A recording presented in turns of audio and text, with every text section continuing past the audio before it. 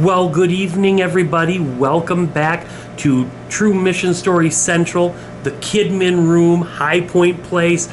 Call it what you want, but we're here at Christian Assembly. I'm Josh, and I've got another amazing, absolutely out of this world True Mission story for you tonight. And tonight's story comes to us from a country called Iceland. You may have heard of it before. It is a small island. It's just off the coast of Greenland, and they're both kind of backwards because Iceland is more green than ice and Greenland is more ice than green. But that's neither here nor there. It isn't a very large country, but there are many people there who have never heard the truth that Jesus loves them. And that's where we're going to start. Are you ready? Well, let's jump right in. So the fog is too thick. We cannot land to refuel. Those were the words of the pilot over the loudspeaker on the airplane that John and his wife Cuba were on. John and his wife prayed because they were missionaries sent by God to reach people all over the world who didn't know about Jesus. They were in an Assemblies of God Speed the Light airplane known as the Ambassador. It was an Army surplus C-46 plane. But would this be the Ambassador's last flight?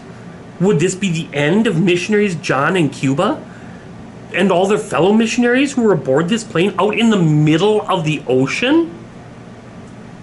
The Ambassador had left the airport in Iceland for the long flight to the United States.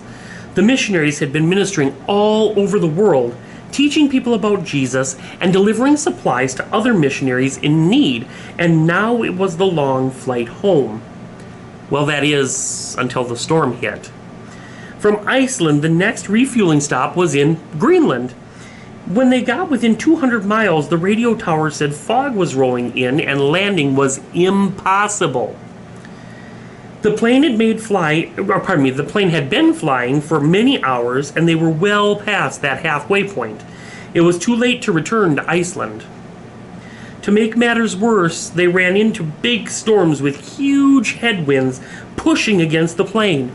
Now that plane was using its powerful engines to push against the rough storm. They were gaining steady ground, but the plane was using more fuel than normal. It was going very rapidly. The missionaries on board the plane prayed. "We're running out of fuel, God." They cried, "Help us, please." They prayed and they prayed. And the pilot searched and searched but couldn't find a way around the storm. It was too big. The headwinds were just too strong, and the winds kept pushing the plane back. More and more fuel was used, and pretty soon the plane would be on empty. The pilot did everything that he could. He weakened the gas mixture. He shifted the heavier passengers and some of the luggage forward. He also explained the use of life jackets and the rubber life rafts to the missionaries so that they could be prepared if the plane crashed into the ocean. But through all of this, the missionaries continued to pray. So then the pilot had an idea. He went down through the thick clouds and flew within 1,000 feet of the ocean. Just in case you're not, real familiar with airplane flight, that's really low. Within 1,000 feet of the ocean, the plane was so close to the water that the missionaries could see the reflection of the airplane in the ocean. And yet the missionaries continued to pray. Suddenly, the plane lurched forward. Something was pushing it.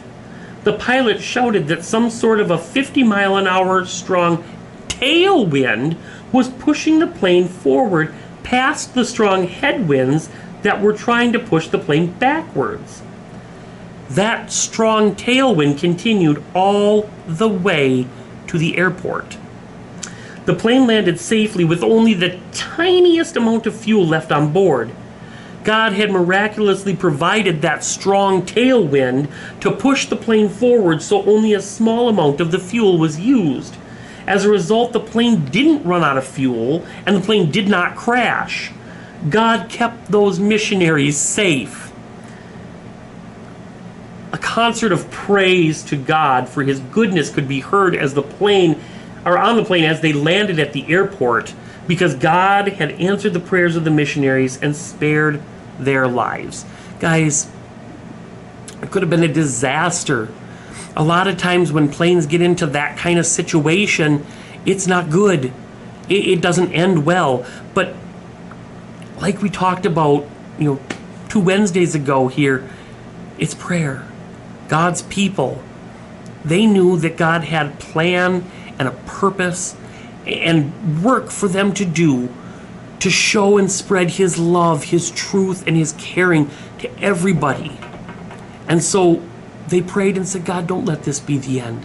We want to continue to work for you. We want to be able to show the world how much you love them and how you love them, and to be your light to the world around us.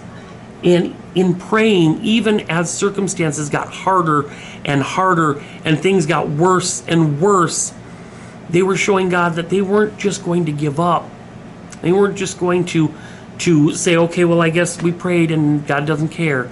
Instead, they said, we know you do care, God, and we're going to keep pushing in, pressing in to be closer to you, because that's what prayer is. It's taking that time and saying, you know what, God, I don't have enough. I don't know you enough. I want to be closer to you. And that's what they were doing, because they wanted to do what God wanted them to do. God has a plan and a purpose for your life, for your circumstances, for the place he's planted you. And it's up to us to pray and determine whether we're going to push through no matter how hard it gets, no matter how hard that goal might become or how hard the circumstances are at the moment. It's up to us to determine, are we going to be like the missionaries and press in and keep praying no matter how much worse things seem to get, or are we just going to give up? And I want to encourage you, don't give up. Don't give up, because God always hears. And even when the answer doesn't look the way that we think it should look, it's always a better answer than we could come up with on our own. Well, that's all we've got tonight from True Mission Stories Central here at Christian Assembly. I want to invite you to join us Sunday morning, same room for the High Point Kids lesson. And I definitely want to invite you to come back next Wednesday as we get another real world account, true story of a miraculous thing that God has done for the missionaries that we have living in other parts of the world and loving and serving the people just like Jesus would. We'll see you next time, but until I do, be blessed.